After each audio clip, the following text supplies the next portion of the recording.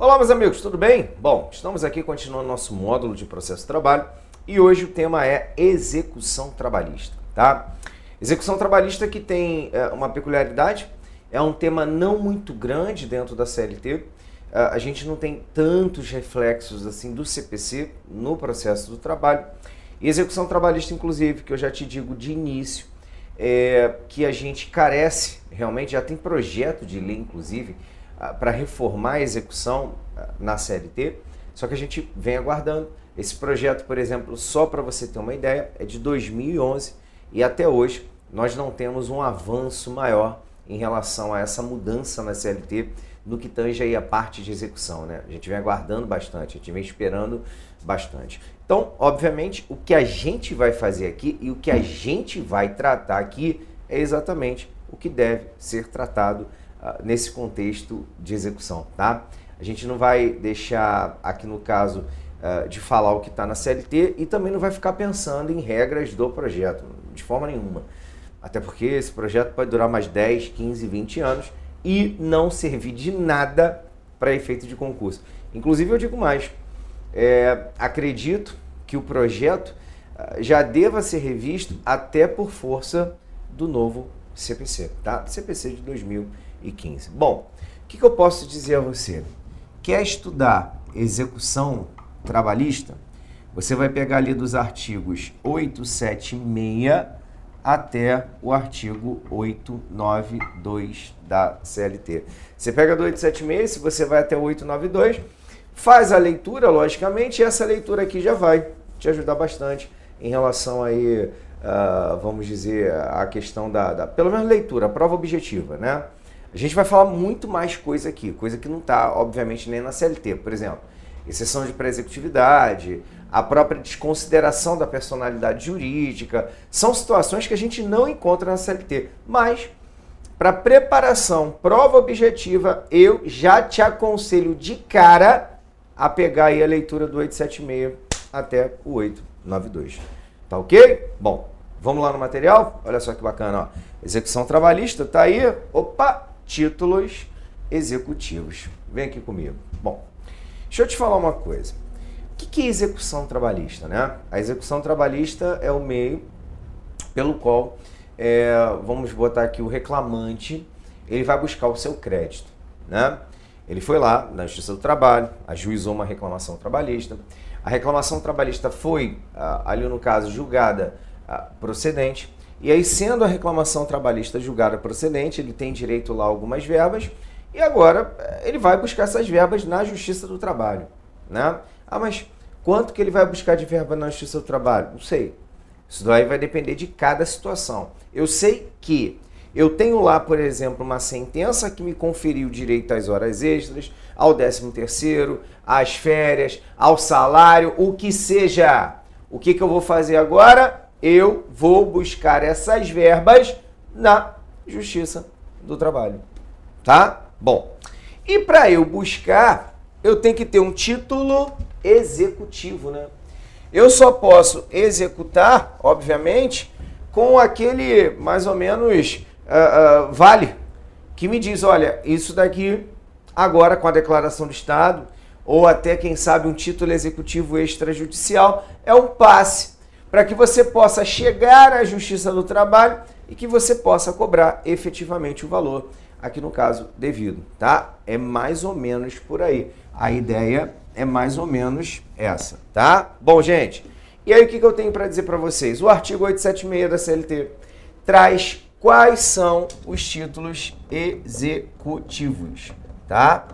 E o artigo 876 da CLT vai trazer aqui os títulos executivos e a gente vai separar em título executivo judicial, extrajudicial e, lógico, a gente vai enxergar o que a gente deve se preocupar para efeito de prova. Quer ver?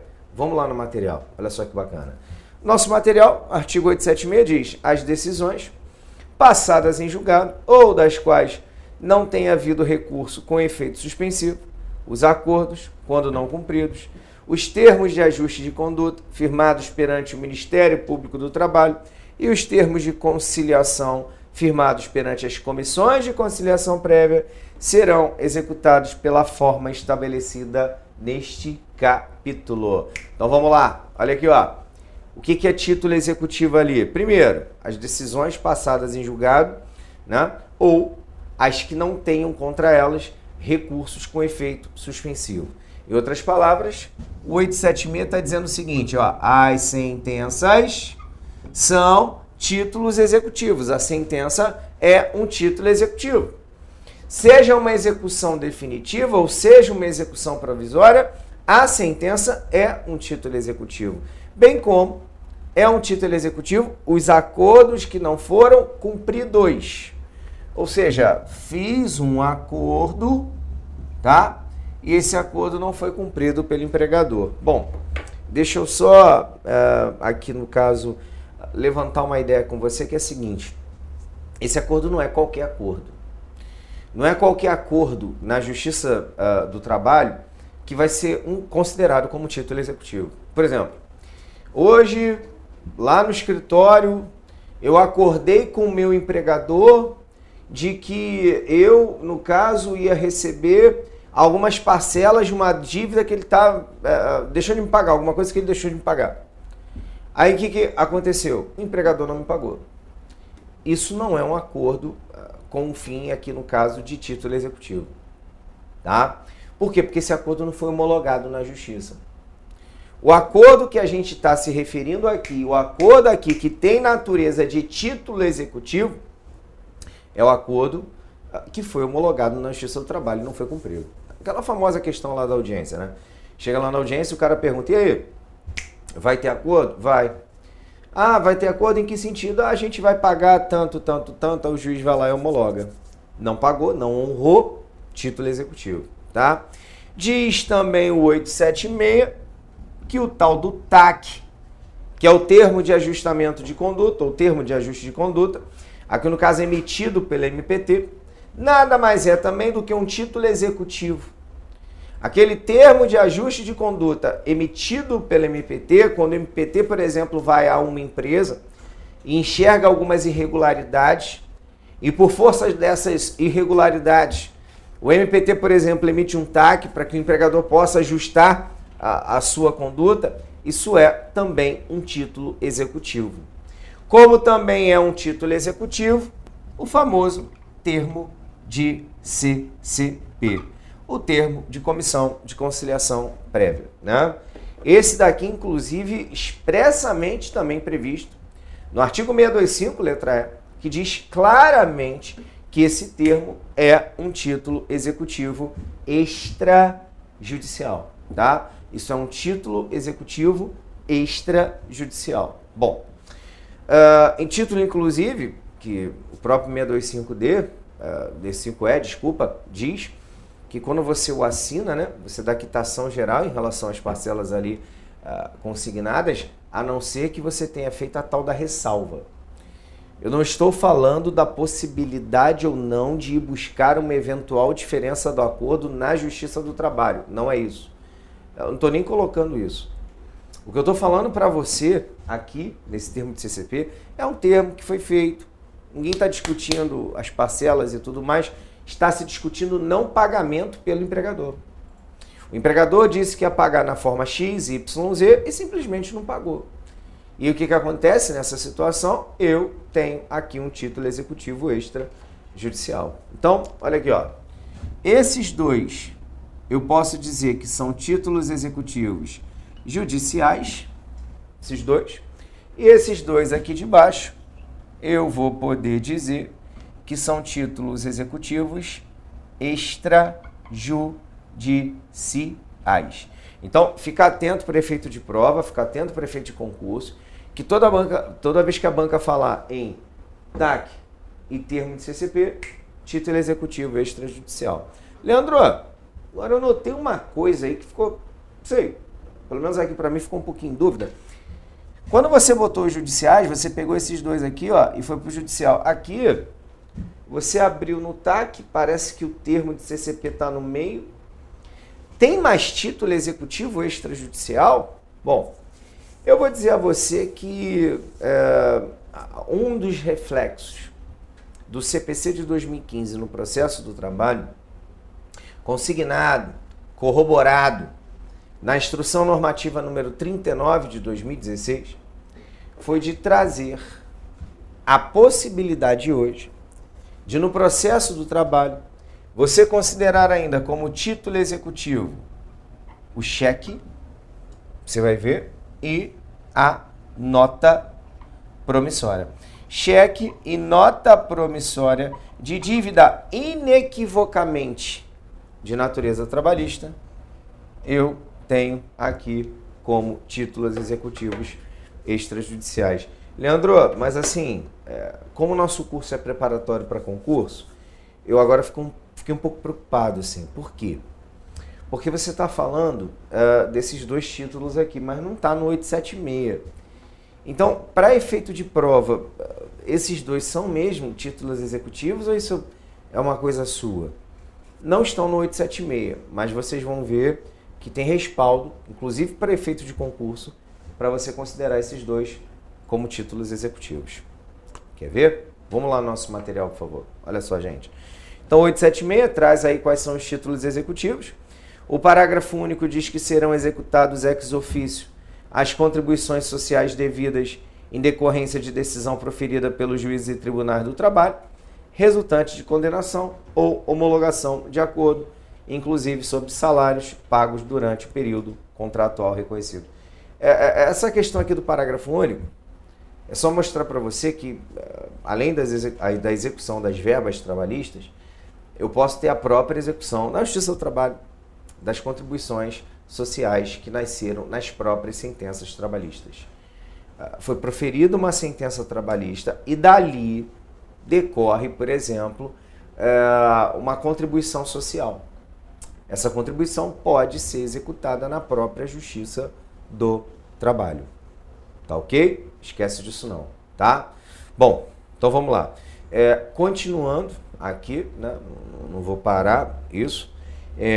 Como eu tinha te falado, vamos dizer assim, a explicação do cheque e da nota promissória. Pode voltar lá para mim, por favor? Olha só, gente. Instrução Normativa número 39 de 2016, artigo 13.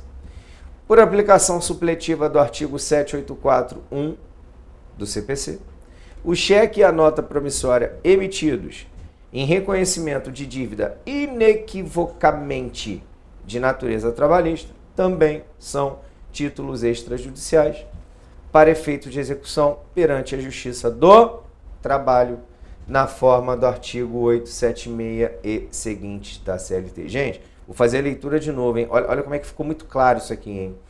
Por aplicação supletiva, e óbvio que é supletiva porque ela é complementar, porque eu tenho regra própria na CLT, o cheque e a nota promissória emitidos em reconhecimento de dívida inequivocamente de natureza trabalhista também são títulos extrajudiciais para efeito de execução perante a Justiça do Trabalho na forma do artigo 876 e seguintes da CLT, tá? Então aqui, ó, tá fundamentado. O fundamento, por exemplo, eu posso dizer a você que é a Instrução Normativa número 39 de 2016, no seu artigo 13, que de forma bem lógica, de forma bem cristalina, diz claramente que esses são títulos executivos. Então assim, ó, a gente está começando o estudo de execução. Então a primeira coisa que a gente tem que pensar é o seguinte: o que eu posso executar? O que eu posso, no final das contas, aqui no caso, ir buscar na Justiça do Trabalho? Não adianta eu querer chegar na Justiça do Trabalho querendo já executar uma fala do meu empregador na sala dele dizendo que ele me devia 2.000. Ah, não, eu te devo 2.000. Opa, peraí, vou pegar essa fala e vou lá executar na Justiça do Trabalho. Não. Deve 2.000 por quê? Você primeiro vai ter que buscar a tutela do Estado para o Estado declarar que ele te deve para depois sim você executar. Por isso da importância aqui dessa regra do artigo 876. Agora, sabe uma coisa que é bem interessante? Logicamente, esses dois títulos aqui também são títulos executivos extrajudiciais. E ficamos com esses dois como títulos executivos judiciais. Aí uma situação aqui bacana, uma situação interessante que a gente tem que imaginar é a seguinte: e aí? Como eu inicio essa execução? Ou até vou além. Onde eu inicio essa execução? Onde eu dou início à execução trabalhista ou onde eu inicio, na verdade, a execução trabalhista? Em outras palavras, de quem é a competência para julgar uma execução. Olha só o que o artigo 877 da CLT diz pra gente. Vamos lá, olha ali, ó. Competência. Vejam que o 877 da CLT trata da competência de execução judicial e o 877, letra A, trata da competência de execução extrajudicial. Então, um trata da execução judicial e o outro trata da execução extrajudicial, tá? Então aqui, gente, olha só o 877. Olha só. É competente para a execução das decisões o juiz ou o presidente do tribunal que tiver conciliado, né? Aí ele já pensa no acordo, ou julgado originariamente o dissídio. Voltou comigo? Olha só. Se você tem uma sentença, uma decisão de um juiz da vara do trabalho, essa decisão do juiz da vara do trabalho é o seu título executivo, você vai executar na própria vara do trabalho. Por exemplo, quem proferiu a decisão foi a terceira vara do trabalho de Juiz de Fora. Se quem proferiu a decisão foi a terceira vara do trabalho de Juiz de Fora, eu vou executar em Juiz de Fora, terceira vara do trabalho de Juiz de Fora. Ou seja, a execução judicial está muito ligada a essa ideia de você promovê-la no próprio juízo prolator da decisão. Tá? Isso é super importante e super interessante. E assim, até bem comum, né? Porque você tem um processo trabalhista, esse processo está se desenvolvendo, você, aqui no meio, por exemplo, do processo, você teve uma sentença, aí você não pega essa sentença e vai, por exemplo, distribuir em outro juízo, não. Você vai continuar no próprio juízo. É isso. Isso é execução judicial. Agora, eu tenho a execução chamada de execução extrajudicial, né? E aí, quando eu penso na execução extrajudicial, eu vou pensar, por exemplo, na regra do 877A da CLT. Vamos lá? 877A. É competente para a execução de título executivo extrajudicial o juiz que teria competência para o processo de conhecimento relativo à matéria. Então vamos lá, gente. Aqui, ó. Me dá um exemplo aí, você agora, de uma execução extrajudicial. Beleza. A execução, aqui no caso, de termo, né? Termo de CCP. Gostei. Essa daqui é uma execução que ela é muito simples. As partes compareceram à CCP. Comparecendo as partes à CCP, as partes resolveram realizar um acordo. E quando as partes realizaram um acordo, aqui, né? Esse acordo não foi cumprido pelo empregador, onde eu vou executar esse título. É só isso. Aí o 877A é muito claro, muito lógico. Eu vou executar esse título no juízo que seria competente para julgar a demanda. Por exemplo, se a parte foi contratada no Rio de Janeiro, só foi contratada, foi uma contratação só. As bases e tudo foi aqui. Mas a prestação de serviços foi em Recife, prestação de serviços, dispensa do empregado e tudo mais, o que vai acontecer? Ele deveria promover essa execução extrajudicial em Recife. Entendeu? Por quê? Porque seria o local competente para julgamento da reclamação. Leandro, mas de onde você tirou que era o local competente para julgamento da reclamação? Isso que não deu para entender do 651 da CLT, né? E do 877 letra A da CLT. Essas questões aqui são interessantes, o 877, nem tanto que essa é mais fácil, mas o 877A, porque a banca costuma trabalhar tanto em prova de competência, questão de competência, como questão, como a gente está trabalhando, de execução. Então, eu já sei qual é o título executivo, eu já sei o que eu posso executar, eu já sei onde eu vou executar, eu já sei quem é o competente para, ali no caso, realizar essa execução.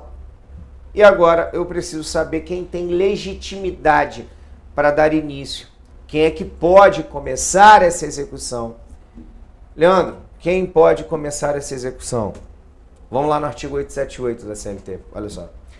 Legitimidade. A execução poderá ser promovida por qualquer interessado, ou ex officio pelo próprio juiz, ou presidente, ou tribunal competente, nos termos do artigo anterior. Opa, peraí. A execução poderá ser promovida por qualquer interessado, esse é o primeiro ponto.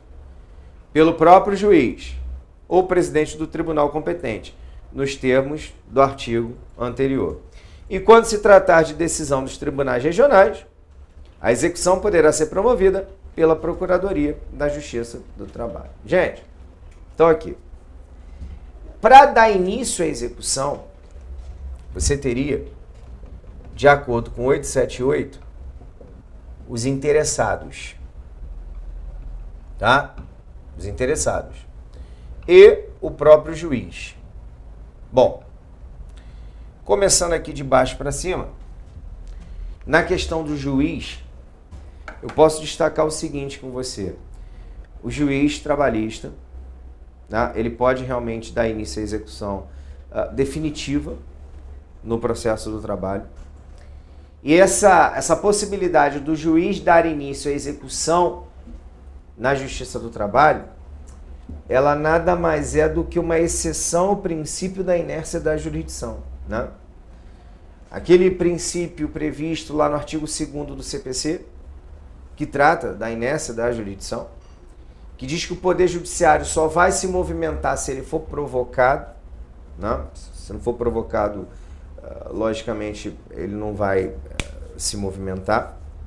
Esse princípio vai trazer para a gente uma ideia de que o juiz, por exemplo, não poderia começar, né? Dar início, vou começar isso aqui. Não, realmente não pode. Mas na execução trabalhista, em relação à execução definitiva, o juiz pode. Por exemplo, tem a sentença, ninguém recorreu, transitou em julgado, pontapé inicial dado pelo juiz. Tá? Cuidado com isso, é muito interessante. E os interessados, né? Há quem cria algumas divergências em relação a essa figura dos interessados, mas eu não consigo enxergar divergência nenhuma. Para mim é tudo muito simples aqui. Porque, para mim é o seguinte, juiz pode dar início. O juiz começou e acabou. Acabou. Agora, interessados, aí ficam. Mas quem seriam os interessados? Quem seriam essas figuras? Quem poderia dar início à execução trabalhista e tudo mais? Bom, a parte exequente, lógico, o reclamante, geralmente, que vai ser o exequente. Esse, talvez, o maior interessado. É interessado também aqui a União, que vai buscar suas contribuições. Nas sentenças trabalhistas proferidas, o juiz discrimina em regra quais são as parcelas de natureza salarial e indenizatória, para que as contribuições incidam sobre as parcelas de natureza salarial. Então a União tem real interesse nisso. A União quer participar disso e tudo mais, né? Isso é uma questão também interessante, né? Que a gente tem que pensar. E, lógico, aí uma parte da doutrina diverge e tudo mais. Há quem diga que é só o requerente mesmo e a União. E há quem diga, inclusive, que o próprio executado pode ter interesse em dar início à execução. O executado, às vezes, e como acontece, né? Ele tem algumas situações em que ele, por exemplo, precisa de uma certidão na Justiça do Trabalho e tudo mais, ele quer encerrar logo uma demanda que vem lhe trazendo um certo esforço, vamos dizer, psicológico, às vezes físico e tudo. Ele quer encerrar e ele próprio daria início à execução. Para efeito de concurso, eu acho que a banca, não é que ela vai limitar, não é que ela vai fixar, só pode ser ele, não é isso. Até porque a lei diz, os interessados, quem é interessado pode começar. Agora, a banca geralmente vai em cima da figura da União e do reclamante dessa possibilidade do juiz fazê-lo de ofício. tá? Já sei qual é o título, já sei onde eu vou executar, já sei quem pode dar início à execução, e aí a gente vai esbarrar aqui numa questão, esbarrar, mas resolver, né? A gente vai ultrapassar essa barreira, que é justamente a questão de um título executivo, talvez o mais comum, não sei em nível de porcentagem quanto que daria, mas uma porcentagem muito alta de execuções que começam por força daquilo. Execução de uma sentença. A maioria das execuções na Justiça do Trabalho são execuções que ocorrem de sentenças. Eu tenho uma sentença e eu vou executá-la. Só que na Justiça do Trabalho, muitas execuções começam com um primeiro passo. O que seria esse primeiro passo? Na Justiça do Trabalho, nem toda sentença é líquida. Na Justiça do Trabalho, não é sempre que o juiz vai virar e vai dizer assim, olha, condena o reclamado a pagar 13º, tantos mil reais, hora extra, tantos mil reais, férias, tanto. Não é assim. Não é assim. Geralmente não é assim. Na maioria das vezes, o juiz condena. Condena o fulano de tal a pagar A, B, C, D, E, sei lá. Qualquer coisa desse tipo. E aí vem ali os valores e tudo mais, né? Desculpa, as verbas e tudo mais. Só que na maioria das vezes faltam os valores. Se eu for iniciar uma execução, eu não posso virar para o reclamado e dizer assim para ele, reclamado, tô chegando aí hoje para te dizer o seguinte, que você está me devendo e eu não sei quanto que você está me devendo. Eu não tenho como começar uma execução mandando notificar o reclamado, o executado, para o reclamado pagar um ponto de interrogação. Até porque, em primeiro momento, ele vai ser notificado para, no prazo de 48 horas, nomear bens ou realizar pagamento. Como é que ele vai nomear bens ou realizar pagamento se ele não sabe nem o que ele tem que pagar? Então, o que a gente faz? Quando você tem uma sentença no processo do trabalho, que essa sentença é ilíquida, você promove, você inicia o que a gente conhece como liquidação. Você vai dar início à liquidação trabalhista. E dando início à liquidação trabalhista, o objetivo é lógico, é natural, é um só, é você chegar a um valor que você possa apresentar ao reclamado e dizer, reclamado, você está devendo tanto. Reclamado, preciso que você pague tanto. E por aí as coisas mais ou menos deslanchariam. Na Justiça do Trabalho, eu digo a você que essa liquidação ela é interessante porque a liquidação ela pode iniciar por artigos, a liquidação pode iniciar por arbitramento, tá? Ou a liquidação pode se dar por cálculos, tá? Então aqui, ó, deixa eu apagar esse negócio. Liquidação por artigos, liquidação por arbitramento e liquidação por cálculos. Eu posso dizer que são as três formas que nós temos hoje de ter liquidação no processo do trabalho. Agora, o que eu preciso fazer? A gente, né, precisa fazer. A gente vai ter que falar de liquidação, porque só depois que a gente conseguir liquidar, da gente chegar ao nosso valor, é que a gente vai chegar lá e vai dar início, logicamente, à execução em face do reclamado, tá? Obviamente que a gente vai estudar essa situação, essas hipóteses, dentro da própria CLT e, mais precisamente, no artigo 879. Só que eu vou fazer o seguinte, a gente vai terminar esse bloco e no próximo bloco a gente já começa direto falando a respeito da famosa liquidação. Forte abraço para você, até daqui a pouco, tchau, tchau.